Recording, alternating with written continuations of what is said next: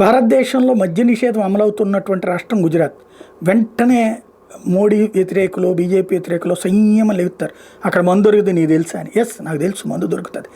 కాకపోతే మాకు మందు అలవాటు ఉంది, మేము తాగుబోతులమే, మాకు తప్పదు మందు తాగాల్సిందే అని రాసియాలి. అలా తీసుకున్నోడు ఎవడన్నా పక్కనోడికి అక్రమంగా అమ్ముకుంటే అది ఎవడో ఏం చేయలేం. బట్ ప్రభుత్వం అధికారికంగా మద్యాన్ని వ్యాపారంగా చూడట్లేదు, ఆదాయంగా చూడట్లేదు.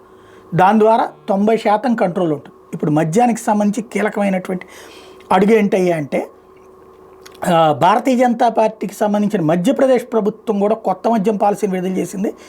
రాష్ట్రంలోని 19 నగరాల్లో, మతపరమైన నగరాల్లో, అంటే హిందూ సంప్రదాయబద్ధమైనటువంటి నగరాలు ఏవైతే ఉన్నాయో అక్కడ మద్య నిషేధం చేయబోతున్నారు. మొత్తం 19 మతపరమైన నగరాల్లో బార్సుని పూర్తిగా క్లోజ్ చేసేస్తారు. ఈ నిబంధనలు ఏప్రిల్ 1 నుంచి అమల్లోకి తీసుకురాబోతున్నారు.